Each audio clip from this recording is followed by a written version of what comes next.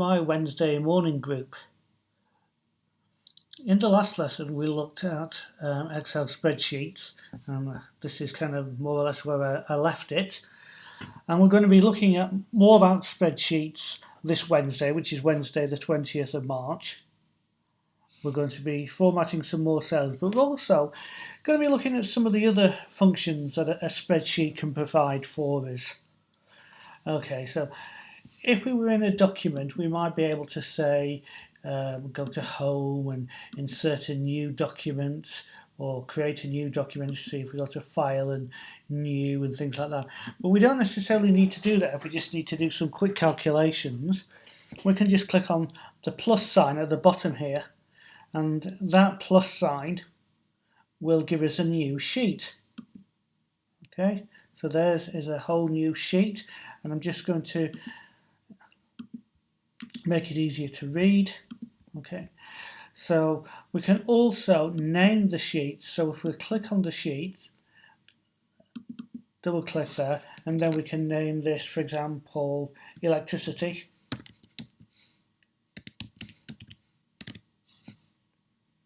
Okay, and then if we click into a cell, and that sheet is now called electricity, so we know what this one's about. And let's say we want to call this one expenses.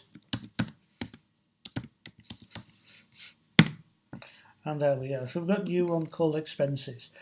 Now let's say, for example, we want to see how much money we're getting, how much money we're spending, how much money that's left over on our monthly budget. So I'm just going to pluck some figures out of the air here. I have no idea whether these are going to be accurate or not, but it's just for guidance really. So let's say the first person in the house earns £1,157.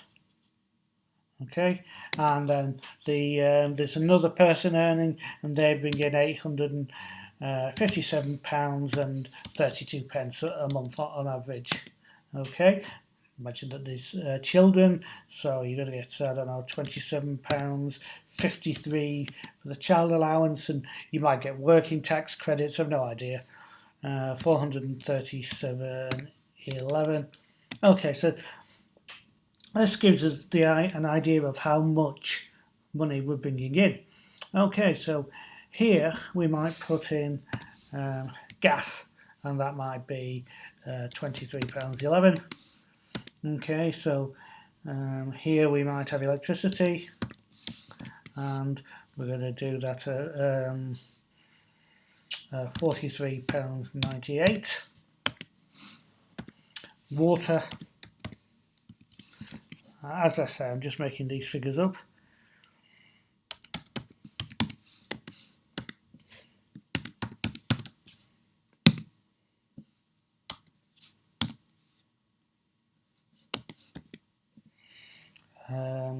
Council tax.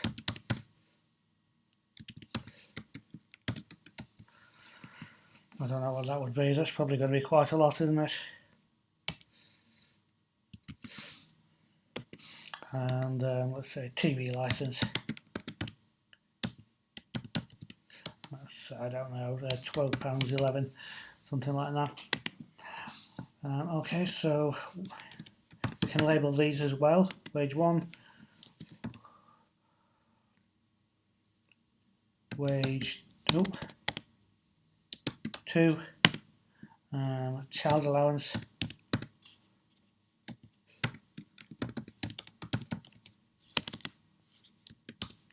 and working tax. So what we want to do now is add up the different amounts and then subtract what we're getting to our expenses. Okay, so if I click on this cell here, and if I hold down the shift key and select a cell a bit lower, so let's say this one, an 11, and then do a left click, just a normal click, all those cells are highlighted. Now what we can do is, just to make it easier for us, if we look in the top right hand corner, we can see like the Greek Sigma logo. Can we see that there? If we just click on that and that will add all of those things together for us. Okay, so that's how much money we're bringing in. That's all those figures added together. So I'll just do that again. So I'm going to select, tax credits.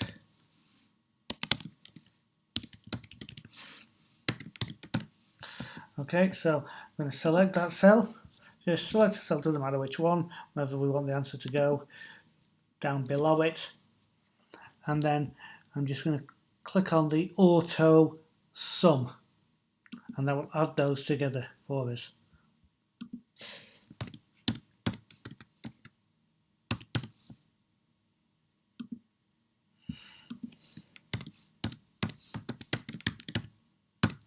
And we're now going to work out our outgoings. Now we could do the same thing, but if we actually click on this cell here and look, it tells us how to do that formula. So we could use the auto sum, and this is for the people who are feeling more advanced and feel that they could do this themselves. Okay, so if you're not confident enough to do it, that's fine. The auto sum is by far the easiest way. But what we can do is we can say equals, because do you remember, to do a mathematical equation we have to put in an equals, and then the sum of all these cells added together. So I could type in the cell number, for example it's F2, or I could select that cell, then I put a colon in, which is the two dots above each other, and choose the final cell, and then I close that bracket, I hit enter, and it does the same thing. It adds them all together as if you were doing the auto sum. So I'll do that again. So equals the sum, and we need to put it in brackets, of that cell, which is F2,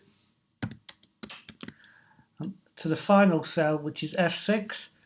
I can type that in, and you can see it's highlighted them all, and oops, look at that, I've got it wrong, because it's highlighted them all. I know that I've missed out TV license, so I can delete that and put in F7, close the brackets, hit enter, and we find out what our outgoings are.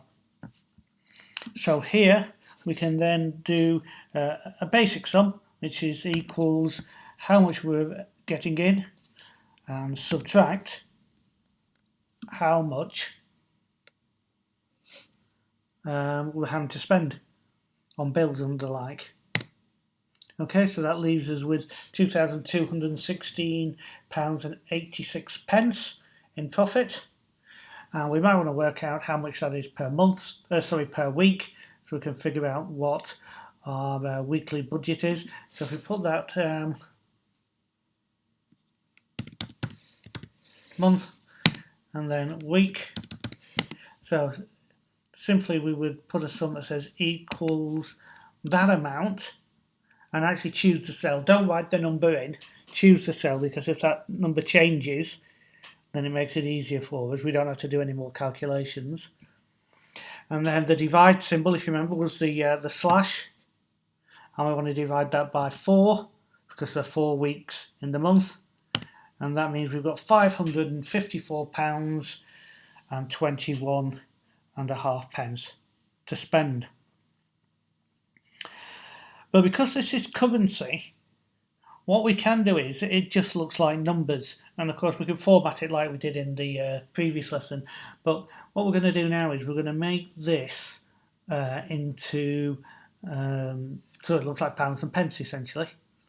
So I'm going to highlight all of these cells. We're going to click on the first cell, press the shift button, hold down the second cell, and you remember how we did the formatting in order to make the cells look nice. So we're doing a right click, and we're going to click Format Cells again. But in this instance, where it says number, we're going to choose currency to 2 decimal places, which is how we do it. So we're just going to choose currency and click OK.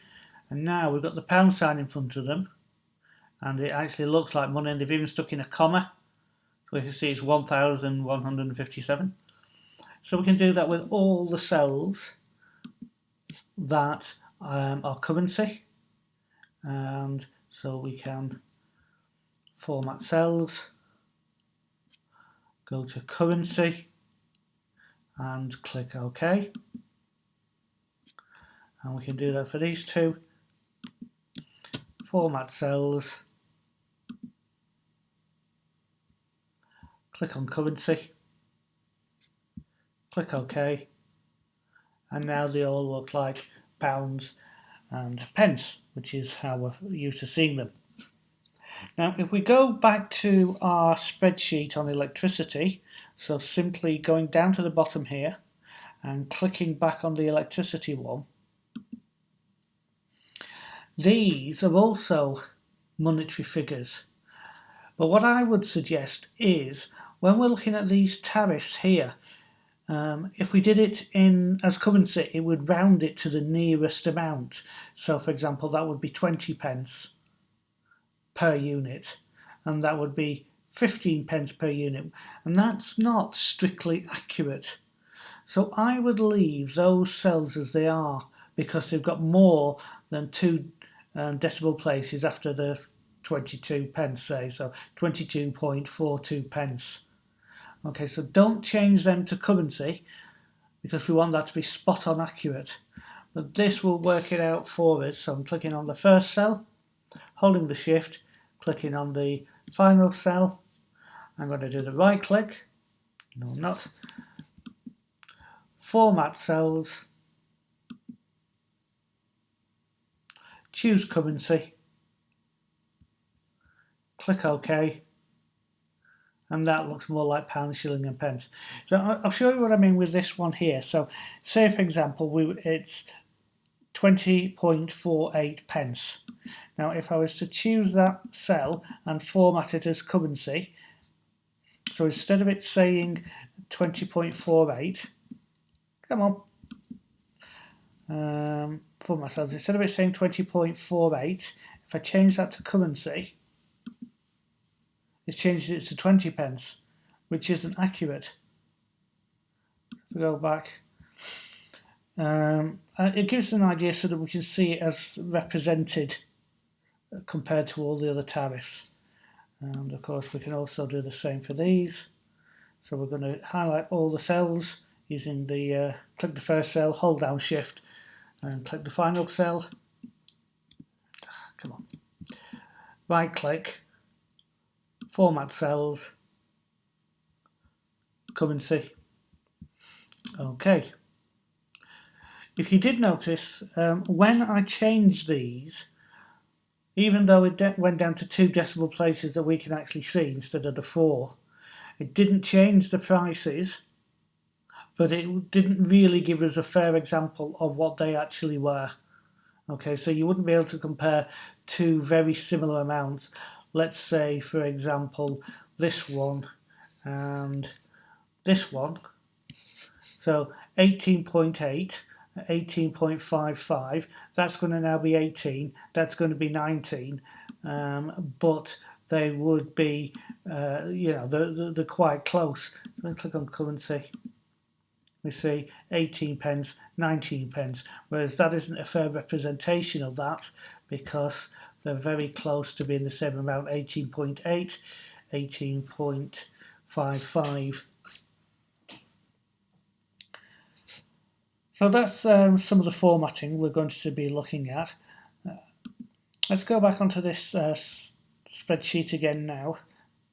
So we've done the expenses, but let's say we have a bunch of numbers, and I'm just going to choose 23, 19,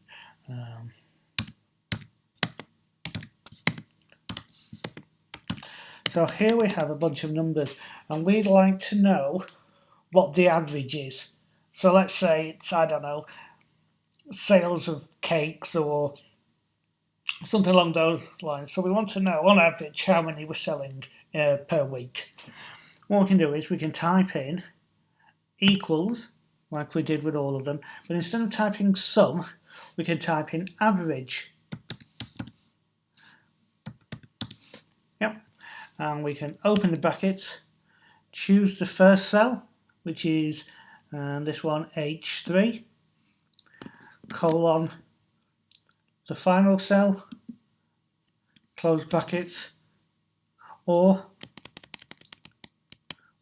we could just open the bracket and click on the first cell, hold the shift button down, click on the final cell, so we don't actually have to type the cell references in, close the bracket, and it will tell us on average we are selling 28.857 cakes per day. And that must mean we're working a Sunday because there's 11 numbers there. So we might want to think about that if we were, thinking how many cakes do we need to bake for the next day, how many have I got left over from today, that kind of thing. Obviously, there are lots of uses for any of these. So also mathematical things we can do equals mean and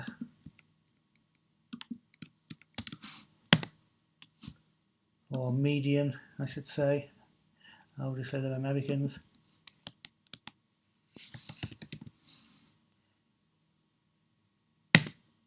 Okay, so we've got all those functions. We've got average, median. So these are, obviously, as you start to type in, if you noticed, you can see all the different ones that are available, the formulas that are available. So we might want to type in, I don't know, you can pick a letter at random and it'll come up with what functions are available. Yep. Some we've done some. Okay. Yep. Which is the longest, which is the largest, things like that. But that's just overcomplicating it for now.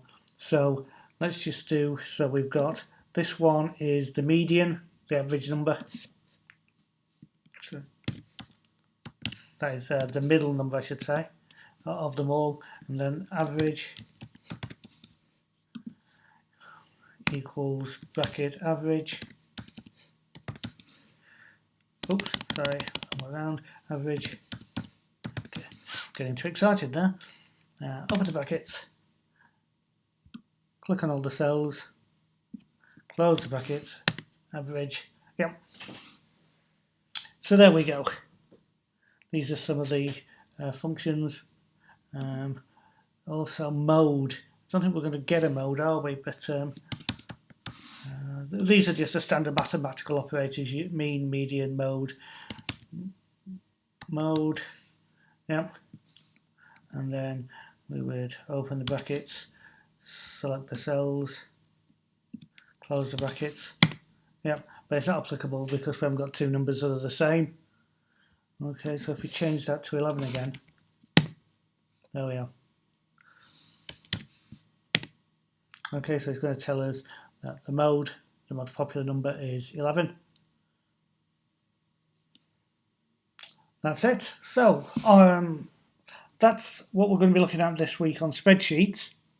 And I'm going to go into better detail and explanation on Wednesday. Then what we're going to do is we're going to look at saving it. Okay, so making sure that we can keep a copy of it. So we'll be going to File and Save As. But because I'm using this on a different type of computer to you, I'm not going to show you this now. Because this is a Mac, not a Windows computer. It'll be slightly different, don't want to confuse you. So we're not going to be doing that. And also I'm going to explain to you how this file structure works. And then we're going to be emailing each other with our spreadsheets. And then we can each critique each other's spreadsheets. Okay, so that's it for now. I will see you on Wednesday.